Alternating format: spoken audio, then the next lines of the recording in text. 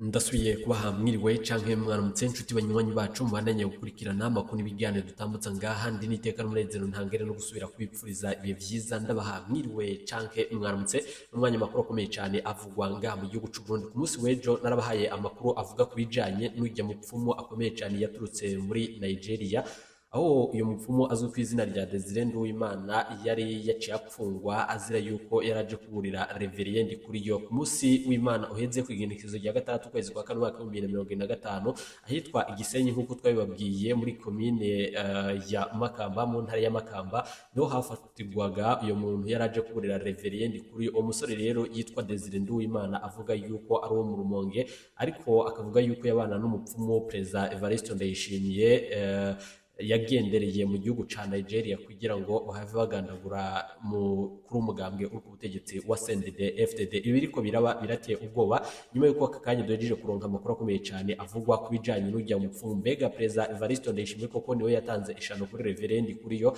Hari amasoko yacu nyuma y'amakuru akomeye cyane duhejeje kwegeranya tugiye tuze kubashitsa ko mu buryo bw'idodo kandi tuze guta umuco kwa makuru nandi abana yo kuvugwa aho ni mu gihe hamenyekanye inkuru ikomeye cyane ivuga yuko urya muntu yapfunzwe ku itegeko rivuye umutegetsi wo hejuru kugira ntibihave bimenyekana. Reverien Ndikuriyo yaciye yitangurira amatohoza ajanye nuko uyu muntu nanone aho yoba aherereye canke nico yari atumbere. Ikindi naco nuko Reverien Ndikuriyo yoba yejeje gutahura vy'ukuri wamuhaye ishano narijya nanone yahora muzi ariko bikaboneka yuko atakuri kurimwe. Ikindi naco turaza kukigaruka kandi tuze guta umuco kwa makuru nandi abananya kuvugwa inyuma zuko ibijanye no kugandagura abategetsi hakoreshejwe amangetengete vyama bibaho mu gihugu. Murazi cahitanye umisi Perezida Pierre Nkurunziza, murazi yuko isumu yahawe yaturutse mu gihugu ca Tanzania, murazi yuko rero no muri Nigeria abategetsi bakomakomeye bamwe baje kurabayo uburozi bategezwe guha bagenzi babo. Ikindi naco rero naco dutegezwa kushikako ndabibutse yuko Reverien Ndikuriyo nawe yarigeze aboneka ku masanamu ari muri Nigeria mu bapfumu namwe muvyibuka, muravyibuka yuko Reverien Ndikuriyo akatari gake yagiye aboneka nkuko navyo tuzobigarukaho kandi tugatanga umuco kwa makuru yandi abana yakuvugwa. None nkubu mu butegetsi bwa CNDD FDD biboneka yuko hashizwe Imana imbere ariko gushika ubu bikabiboneka yuko ibijanye n'abapfumu amangetengete n'ibindi bitandukanye n'ivyo bibananye gukoreshwa ukwikekana. Bikabiboneka yuko rero hatanguye amatati akomeye hagati nanone y'ibihangange yabo umukuru w'igihugu nyeco wa Perezida Ndayishimiye, mukuru umugambwe uri ku butegetsi wa CNDD FDD, eka na bimwe mu bihangange bikomeye cyane. Nayo amakuru avuga ku mushikiranganje wa mbere General Gervais Ndirakobuca atazenda kugarika nayo tubuze kuyagaruka ko nyuma yuko ari nguri shushi ku isonga itari ku ivumbi tugiye tuze gutanga ko umuco kubwerekeranye n'ibi vyose biriko biravugwa. Ndabutse yuko no misi iheze haravuzwe ande makuru avugwa ku gihangange gikomeye cyane cahoze ari umuntu w'ijunja ari jambo nga mu Burundi General Bunyoni, aho vyavuzwe yuko nawe yahatswe kugandagurirwa mu iborero rikuru rya Gitega. Turaza kubigaruka ko nyuma yuko ari isoko ryacu bo mu muryango wa Bunyoni ivuga inkuru itari ku ivumbi tugiye navyo tuze kubigaruka ko amakuru akomeye cyane twabateguriye nkuko twari twabibabwiye ku munsi w'Imana uheze. Niho nanone ku igenekerezo rya gatatu kwezi kwa kane umwaka w'2025 hafatwa uyu muntu yavuga yuko arondera Reverien Ndikuriyo kugira amubwire washatse kumugandagura. Ikindi naco yari karamenyesha yuko aho aba muri Nigeria ariho Perezida Ndayishimiye yasavye yuko bomwicira Reverien Ndikuriyo. None aha urashobora guca utangura kwiyumvira ati mbega koko nivyo nukuri canke nububeshi canke aranoneka yuko yoba ari amacani ya kugira ahave abona nanone ivyo Reverien Ndikuriyo amuronsa. Birasigura vyinshi cyane ibiriko biraba aduca dutangura kwiyumvira ati mbega ko twumvirije yuko isumo Reverien Ndikuriyo yahawe ari isumo ri mu bwoko bwa poudre canke ubufu, vyoba bihuriye he n'abapfumu? Harimwo ububeshi canke ni ikijya gipfungu cama bijanye n'ibikorwa nga mu gihugu c'u Burundi? Ibi vyose birashoboka ariko ndinga kugira ngo ntange umuco kuvyerekana n'ibi vyose biriko biraba. Mbere yuko ndabashitsa ko aya nandi twabateguriye nimunkundire kandi munyemeretse wenda bayikaze kuba twumviriza amereriye ijya nino ku bigara makungu ya kure, abatwumviriza amereriye ijya nino mu karere k'ibiyaga binini, subirende bayikaze kuba twumviriza amereriye mu gihugu c'u Burundi mu ntara zitandukanye z'igihugu, eka tutibagiye namwe mwese mutwumviriza amereriye mu bihugu bitandukanye, ibihugu bibanye babanyi abari mu gihugu c'u Rwanda abari Kongo abaherereye Tanzania Uganda eka tutibagiye n'igihugu ca Kenya tutibagiye n'abarundi baherereye muri South Africa na Libya bari mu magorwa atandukanye eka tutibagiye n'abaherereye muri Mozambique biboneka yuko impfu z'abarundi baherereye muri Mozambique nazo zibandanye kongerekana cane gusumba uko vyahoze. Ikindi naco rero tubandanya kwifatanya n'imiryango y'abanyarwanda yaburiye ababo muri jenoside yakorewe abatutsi mu mwaka w'igihumbi kimwe amajana 1994. Imana ikomeze ibabe hafi muri ibi bihe bitoroshe muri mwo. Reka nsubire rero ndabakengurikiye cyane inshuti banywanyi bacu kuri mwese mwajije kugira ijambo sabone ku batarabikora akaniko karyo ndagusaba muri munsi video urabanditse ijambo sabone fyonde ko uravura abana rakazugenda nyine fyonde ko hama tuje turabana amakuru n'ibigano dutambutsa nganda bibutse yuko ari amakuru avuga mu bisata bitandukanye igisata ca politiki umutekano eka n'agateka kazira muntu akaba ari amakuru mutorezwa n'umugwamenyesha amakuru muhinga akorera ngaha mu Burundi n'abandi bakorera hirya nino mu karere k'ibiyaga binini. Imbere yuko tangurira kwa amakuru yandi atandukanye mu buryo bw'idonido reka dutangurire kuri aya makuru ashushe ari ku isonga. Ku munsi w'ejo twarabahaye inkuru y'umuntu yarajeje kunyuruzwa heze iminsi itari mike anyurujwe uzwi ku izina rya Ponchier Ndayikeje umunywanyi wa CNL yaheruka gufatwa nk'unyurujwe ageze mu mpimba. Ni amakuru ashushe ari ku isonga avuga yuko ahejeje gushikanwa mu mpimba mu gihe yarahejeje iminsi itari mike apfungiwe mu iperereza. Twaheruka gutabariza rero umwe mu ndongozi z'umugambwe ya CNL wo mu Buyenzi. Ikindi naco rero azwi ku izina rya Ponchier Ndayikeje yafatiwe mu rugo rwiwe mu Buyenzi kuwa mbere uheze ku igenekerezo ry'indwi ukwezi kwa kane umwaka wa 2025. Yari yatwawe nk'unyurujwe kandi abamutwaye ntibavuze iyo bamujanye. Amakuru dufise rero muri kino gihe haremeze yuko Ponchier Ndayikeje ageze muri bari rikuru rya Mpimba. Vyagenze co kimwe na Edouard Nzambimana yindi ndongozi ya CNL mu gisagara ca Bujumbura yafashwe nk'unyurujwe kuri uwo munsi nyene. Ikindi naco rero nawe nk'uko twaheruka kubibabwira ageze mu Mpimba kugeza ubu ntazi ico yafatiwe. Ifatwa ry'abo bantu riri mu murongo muremure w'ifatwa ry'abanywanyi ba CNL. Ikindi naco rero saba bonyene ahubwo hari n'indi nkuru duhejeje kuronka mwaka kanya ubwo twariko turatangura iyi nkuru naho muri Mutimbuzi naho hari uhejeje kubura. Hari umunywanyi w'umugambwe CNL aherutse kunyuruzwa muri zone ya Muramvya muri commune ya Mutimbuzi Fideli Nkurembone yanyurujwe n'abakozi b'iperereza barongowe na Atia Nduwimana kuwa kabiri kwezi kwa kane umwaka wa 2025. Kuva ubwo nyene nta gakuru ka Fideli abiwe bafise. Fideli rero Nkurembone ninde?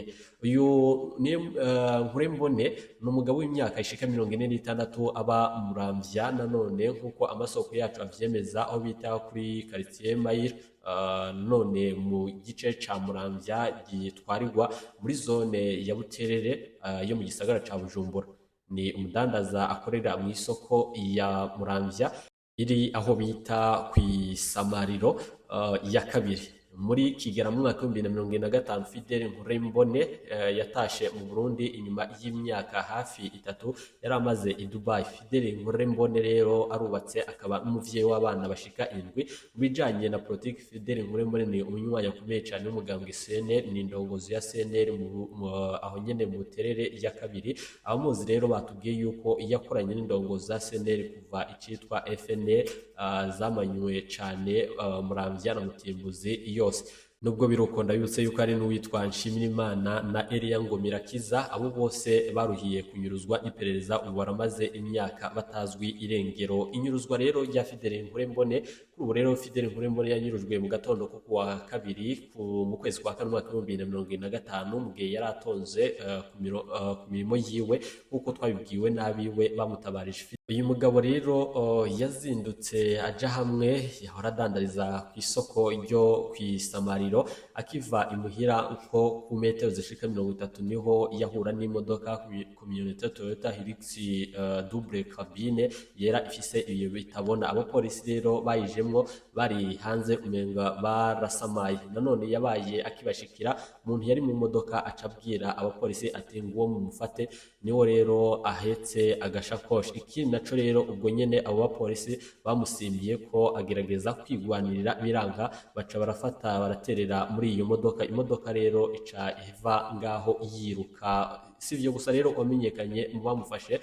bafashe uyo mugabo nimwe mu ntwazangabo z'iperereza bita Atia Nduwimana asanzwe nanone yaravuzwe mu mabi menshi cyane harimo ivyo kunyuruza abantu bakabugwa irengero ryabo. Fidele Nkurembone rero yajanywe hehe nico kibazo kiriko kibazwa n'abatari bake abiwe rero baramurondeye barabura bituma bihebura benshi rero baranatinya ko hogira ico bavuze kuvyashikiye Fidele nanone kubera bamaze kubura benshi muri ubwo buryo. Inyuma ya Fidele Nkurembone harafashwe abanywanyi batari bake ba CNL mu mihingo itandukanye myinshi y'igihugu ntawuzi ico bariko barazira ariko bamwe baratanguye kujanwa mwiborera kuru rya Mpimba. Wogira ico amenye kuvyashikiye uyu Fidele yotwandikira ngaha kuri WhatsApp yacu kugira ngo tugire ico dushikirije ku bajyango. Ibi vyose rero biriko birabandanya kuboneka yuko mu Burundi atawutungane buhari. Mu Burundi hariko arakora ivy'umugambwe umwe nkaho menga niwe utegerezwa gutwara Burundi bwonyene. Ndabibutse yuko CNDD-FDD atariyo yaremanywe n'u Burundi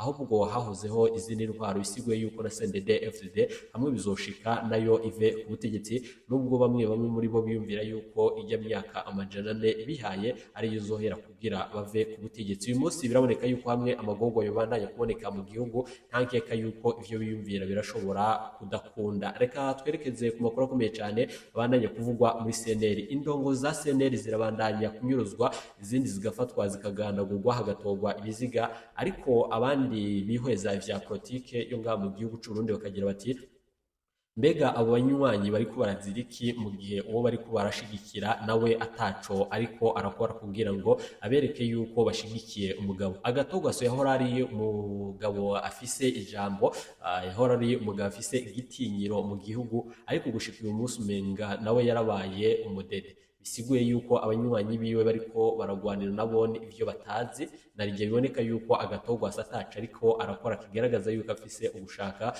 mu guterera abanywanyi biwe bamwereka yuko bamufitiye urukundo. Biboneka yuko rero Agatogwaso nawe atagihagarara gifise, atanguvu agifise. Gushika uyu munsi birasa naho menga yaratewe ubwoba, birasa naho menga arikeka yuko umwanya ku mwanya nawe ashobora kuhava yicwa. Ibi rero biriko biraba byategezwe guhagarara kuko hamwe vyobandanya uko biraboneka yuko atagihugu coba kiriko kiragana.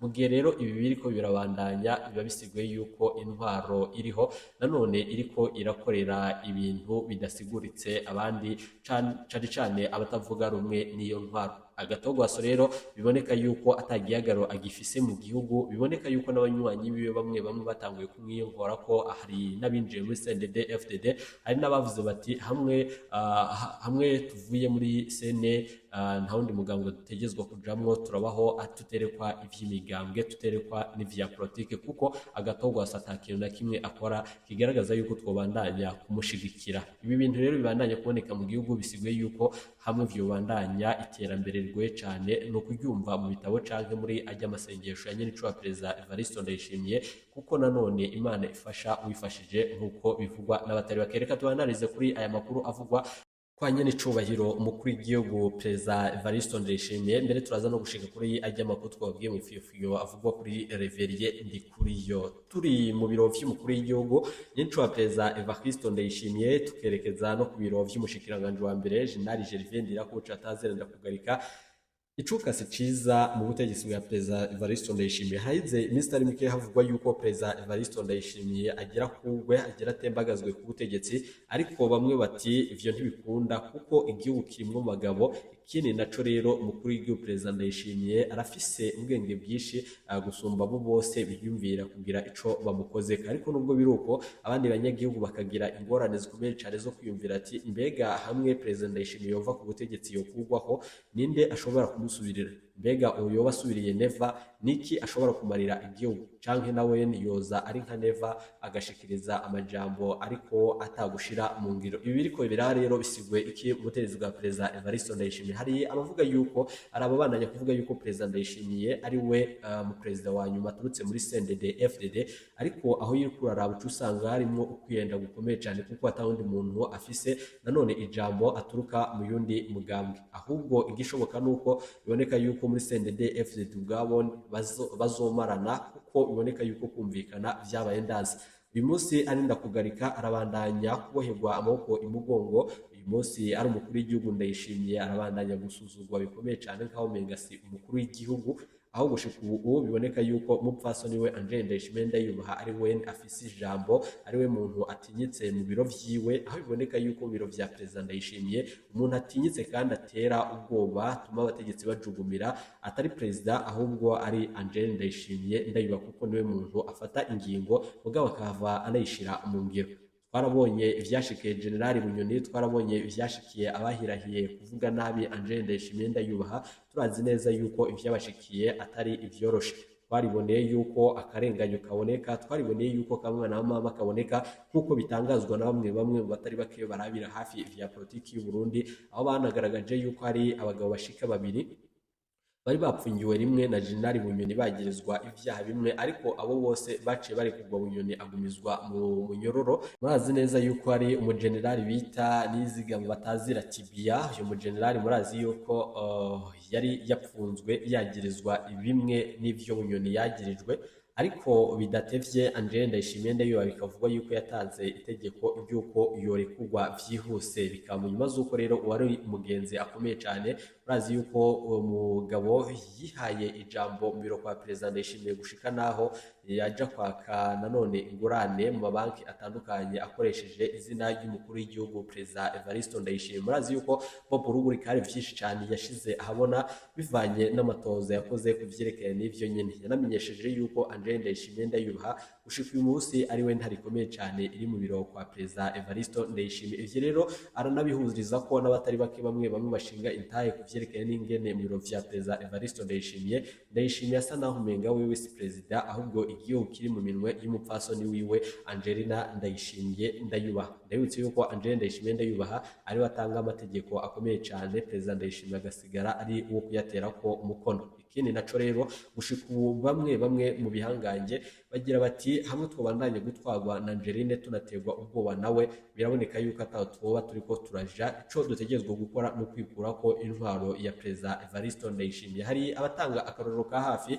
bakabona ingene Bunyoni yakuwe, ingene yatotejwe, bakabona n'ibiko birashikira Gervais Ndirakobuca atazenda kugarika, baca batahura yuko rero atavyo gufyinata kuri Angel Ndayishimiye Ndayubaha eka n'umukuru w'igihugu nyene cubahiro Perezida Evariste Ndayishimiye. None urashobora gutangura kwiyumvira ati mbega hamwe vyobandanya uku indyane ziboneka mu bihangange atakindi bisiguye yuko urumwe wese atangura kwikiza uwundi, atangira kwikura ko uwundi, narijye biboneka yuko vyatanguye. Murazi yuko batanguriye kuri General Adolphe Nshimiyimana, baca bakurikizaho Nkurunziza, baca bakurikizaho Bunyoni, ubuye Ndikuri we yararusimvye, harakurikiraho Ndakugarika, mugabo Neva nawe araraye guca kuko abipfuza kumugandagura we ni benshi cyane, eka no hanze y'igihugu nibaza yuko bahari nkuko abihanurirwa akatari gake. Murazi yuko Neva iyo yagiriye ingendo hanze y'igihugu abantu zibiwe babandanya kumubwira yuko hamwe atoraba neza ashobora kuhava agirirwa nabi, n'ibindi bitandukanye twagiye turabibona. Reka twigarukire ku kijanye na Reverie Ndikuri yo arongoye umugambwe CNDD FDD. Nkuko nama nabivuze, birasa naho ikiringo ca Reverie Ndikuri yo caheze, ariko Perezida Ndayishimiye ntashobora gusubiriza Reverie Ndikuri yo vyoroshe, kuko Reverie Ndikuri yo n'umuntu afise ijambo rikomeye cyane, umugabo akomeye mu gihugu. Ikindi naco yaragwije abagenzi eka n'abanywanyi batari bakeyi bo mu mugambwe CNDD FDD. Perezida Ndayishimiye yarasavye yuko Reverie Ndikuri yo subirizwa, ariko ibihangange birarahira birarengwa bivuga yuko hamwe vyokogwa Ndayishimiye ibara ryo hava rimushikira. Ikindi naco rero nyuma y'ivyo vyose nuko hari hatanguye no kuvugwa amakuru ajanye nuko Reverie Ndikuri yo abari bafise umugambo wo kumugandagura nanone batabaye bawushikako, aho ni nyuma yuko havuzwe vyinshi cyane gushika naho hatanguye kuza abiyita abapfumu bavuga yuko baje kubwira Reverie Ndikuri yo wari wagiye kumurogesha mu gihugu ca Nigeria. Uyu kuko twababwiye mu ntango zacu, twababwiye yuko yaturutse muri Nigeria aje kubwira Reverie Ndikuri yuko Perezida Ndayishimiye ari we yagiye kumurogesha muri Nigeria, ariko dusigarana ibintu bikomeye cyane binyegeje kandi birimwo igipfungu, tugahava twibaza ati mbega koko namangetengete canke ni amacandya? Namba koko yararogeshejwe mu gihugu ca Nigeria, ivyo kuvuga yuko yahawe isumu byavuye. Abapfumu nabo baratanga amasumu, nakabazo kibazwa ko n'abatari bakeya. Ivyo navyo birashoboka ataho bide. Ikindi naco no kwibaza ati uyu Desire Nduwimana apfunzwe yemeza neza yuko azi abaroze Reverie Ndikuri, adatinya no kuvuga yuko harimo umukuru w'igihugu Perezida Evariste Ndayishimiye. Koko vyo bari ukuri nayo ni ingorane ikomeye cyane. Birashoboka canke ntibishoboke, kuko hariho ivyemezo vyinshi canke bishobora kugaragaza yuko harimo ukuri, kuko haciye hatangwa itegeko rikomeye cyane yuko afatwa atagize ico ashikirije. Murazi yuko rero abantu nk'aba bakwiye kubanza bagapimwa neza namba bakomeye mu mitwe yabo imbere yo kubacira imanza. Mu Burundi rero iki kintu ntigikoreshwa cyane mu butungane, ariko rero hariho ibintu umuntu avuga bishobora kuvugwa n'umugwayi. Amasoko yacu rero yemeza yuko muri pariki ya Makamba avuga ko umuntu yoba yarakeneye kwironkera amafaranga ya Reverien Kuriyo mu kumubwira ko aje kumugurira, ariko nubwo biruko si ukuri, kuko ababivuga no guterera ivyiyumviro bitandukanye. Aho ni mu gihe abenshi bemeza neza yuko ivyo ariko aravuga ari ukuri, kuko yahavuye afatwa nanone ngo itegeko rivuye hejuru, kuko ngo yagomba gucafuza umukuru w'igihugu Perezida Evariste Ndayishimiye. Ndabibutse yuko nubu ahariko arabarizwa mu majambo yiwe Desire Nduwimana yemeza ko abarogesha Reverien Kuriyo nanone barimwo umutegetsi wo hejuru, hadatinya no kumuvuga izina, akavuga yuko ari Perezida Evariste Ndayishimiye.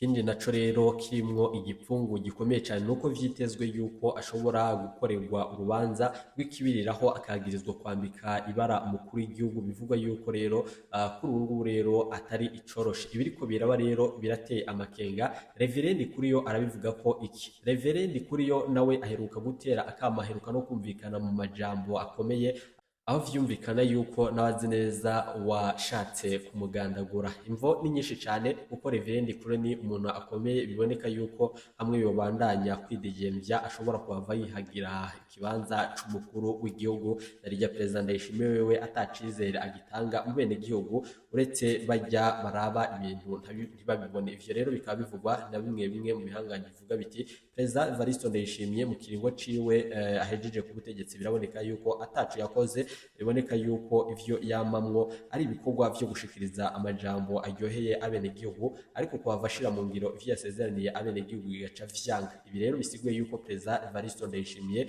yarabaye rero ingorane ikomeye cyane mu mitwe ya bimwe mu bihanganye bimwegereye, narirya biboneka yuko amashari atabura mu barongozi, babisiguye yuko atanumwe atipfuza kwicara kuri ijya ntebe. Turaza kubigaruka ko mu makuru akomeye cyane twateguriye. Mbega Reverien Kuriyo niki abivuga ko, niki avuga ku vyerekeye n'uyu Desire Nduwimana yaraje kumubwira yuko Ndayishimiye ari we yamuroze?